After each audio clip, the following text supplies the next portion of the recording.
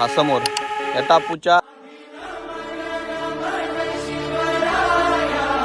नमस्कार मित्रांनो, मी अमरीश तुमच्या आपल्या हक्काच्या मराठी प्रतिशोध एमएस यूट्यूब चॅनलवरती स्वागत करतो. मित्रांनो, सध्या मी आहे खेरडी ग्रामपंचायत या ठिकाणी असलेल्या स्मशानभूमीत आणि या बाजूला आहे ती स्मशानभूमी पलीकडं. आणि हे ठिकाण आहे ते वाशिष्ठी नदीच्या किनाऱ्यावरती आहे. काल अचानक वरती पोपळी, शिरगाव किंवा नांदिवशी, ओवळी या ठिकाणी भरपूर मोठ्या प्रमाणात पाऊस पडल्यामुळं किंवा कोळकेवाडी धरणातलं पाणी सोडल्यामुळं मोठ्या प्रमाणावरती सायंकाळी 6:30च्या नंतर पाणी भरण्याची शक्यता असं अलर्ट दिला होता खेरडी या भागामध्ये. त्यावेळेस हे नदीपात्र तुडुंब भरून पूर्ण खेरडीमधल्या काही खोलगट भाग आहे त्या भागामध्ये पाणी जमलं होतं आणि धोक्याचा इशारा दिला होता. तर ती वाशिष्ठी नदी आपण त्या नदीच्या किनाऱ्यावरती आहे आणि खाली समुद्राला ओहोटी असल्यामुळं पाण्याला स्पीड आहे, बरोबर खाली पाणी निघून जात आहे. परंतु हे पात्र आणि हा गाळ वरती साचलेला आहे, पायऱ्या आहेत. असंच पलीकडल्या त्या साईडला सुद्धा आहे. आणि स्मशानभूमी जरी असली तरी खूप छान वाटतं या ठिकाणी.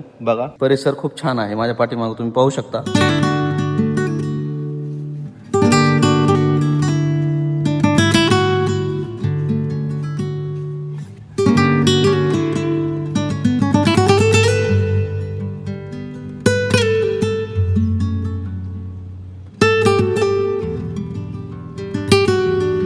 तर मित्रांनो, समोर दिसतोय तो कळंबस्तेचा भाग आहे, कळंबस्तेचा. आणि हा जो मध्ये टापू दिसतोय ना, हा समोर या टापूच्या लेफ्ट साईडला दळवटणे म्हणून गाव आहे. छत्रपती शिवाजी महाराजांचं जे एक आज्ञापत्र सोशल मीडियावरती व्हायरल असतंय की रात्री संध्याकाळी दिवा विजवून झोपा वगैरे, सैनिकांना जी उपदेश केलेला आहे, आदेश दिलेला आहे, त्यावेळेस ते दळ जे होतं ते इथं दळवटणे गावात राखीव दळ ठेवलेलं होतं. त्यावेळेस इथं तो आदेश दिलेला आहे असं सांगितलं जातं. हा परिसर ऐतिहासिक आहे. छत्रपती शिवाजी महाराजांच्या पदस्पर्शानं पावन झालेली कोकण भूमी आहे. आणि समोर दिसतंय ते कळंबस्ते गाव आहे या साईडला समोर. आणि कळंबस्ते गावात, या गावात पण एका ठिकाणी वरती डोंगरात लेण्या आहेत असं सांगितलं जातंय. कधी वेळ भेटला तर तुम्हाला नक्की त्या लेण्या मी दाखवेल.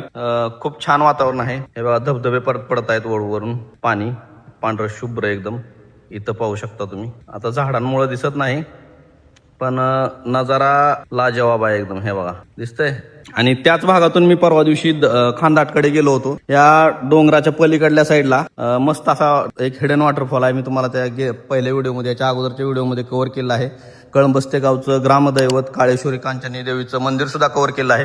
तो सुद्धा व्हिडिओ जाऊन पहा, खूप छान आहे. आणि हे वाशिष्ठी नदीचं सध्या एकदम संत गतीनं आणि शांततेत वाहणारं हे नदीपात्र आहे. दोन्ही साईडला डिवाइड झालेलं आहे. त्या बाजूने थोडंसं वाहतंय आणि या बाजूने थोडंसं वाहतंय. इथं पुढे गेल्यानंतर ते डिवाइड होतंय. इथं समोर गेल्यानंतर हे जॅकवेल आहे खेरडी ग्रामपंचायतीचं. तर सध्या पाऊस उशिरा जरी सुरू झाला असला तरी सध्या म्हणजे ज्या भागात पाणी भरतंय त्या भागात भीतीचं वातावरण आहे. कारण उशिरा सुरू झालेला पाऊस खूप जोरात बॅटिंग करतोय आणि एकदम मोठे पाऊस असल्यामुळं एकदम पाणी भरण्याची शक्यता निर्माण होते. मग कोण कुठं अडकलेलं असतंय, कुणाची वाहने असतात, कुणाचं घर ग्राउंड फ्लोअरला असतंय, कुणाच्या घरात पाणी येण्याची शक्यता असते. अशा पद्धतीच्या वेगवेगळ्या समस्या असतात. लोक एकदम हवालदिल होऊन जातात. तर मित्रांनो, तुम्हाला एक माहिती देतो. हे जे झाड आहे हे न्यू म्हणतात त्याला. याचं फळ सुद्धा खातात आणि फळ लागलेलं आहे इथं काटेरी, तुम्ही पाहू शकता.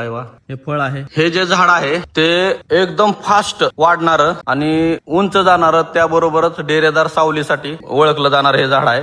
ह्याचं फळ खातात, पण मी कधी खाल्लं नाही त्यामुळे मी तुम्हाला काय दाखवू शकत नाही. पण 100% ह्याचं फळ खातात. आता नेमकं त्यातलं काय खातात मला माहिती नाही, पण हे निवाचं झाड आहे. निव पावसाळ्यामध्ये खूप सुंदर दिसणारा हा निसर्ग उन्हाळ्यामध्ये पाहवत नाही अशा दयनीय अवस्थेत असतो. काल 8 तारीख होती मित्रांनो. काल 8 खूप वाईट वाटतंय सांगताना.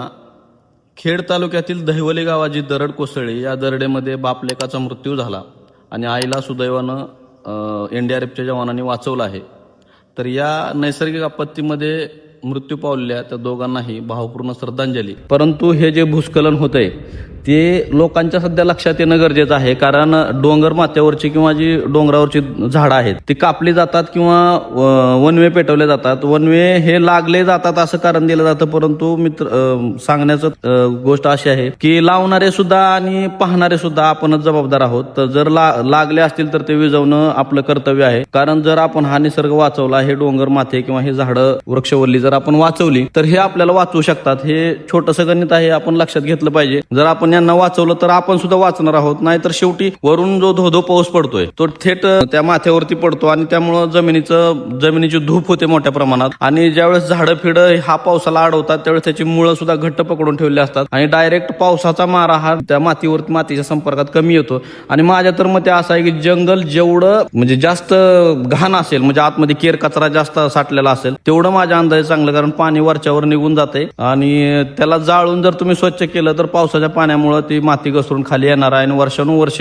माती घसरून खाली येऊन वरती जर दगड नसेलच तर शेवटी मातीचे लोट खाली येणार आहेत आणि अशा घटना घडतच राहणार आहेत. यामुळे प्रशासनानं सुद्धा या गोष्टीकडे गांभीर्यानं लक्ष देणं गरजेचं आहे.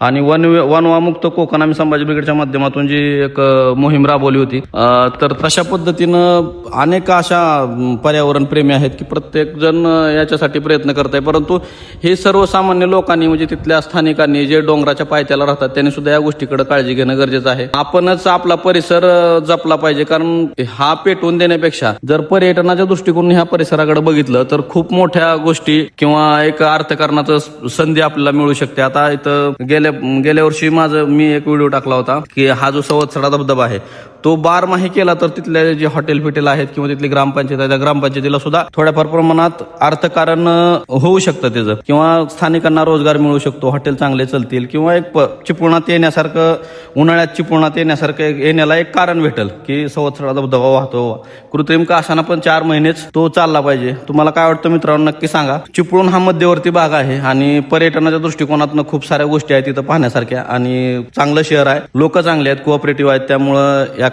लक्ष देणं गरजेचं आहे. तुम्हाला काय वाटतं मित्रांनो नक्की सांगा. तर मित्रांनो आपल्या चॅनलवरती नवीन असाल तर सबस्क्राईब करा, लाईक करा, शेअर करा. चिपळुणातील या पुढचं लोकेशन कोणतं पाहिजे तुम्हाला खाली कमेंट करून नक्की सांगा. आपण त्या लोकेशनला नक्कीच भेट देण्याचा प्रयत्न करू. मित्रांनो आजच्या या व्हिडिओमध्ये एवढंच, इथंच थांबूया. धन्यवाद. जय जाऊ, जय शिवराय, जय शंभूराजे.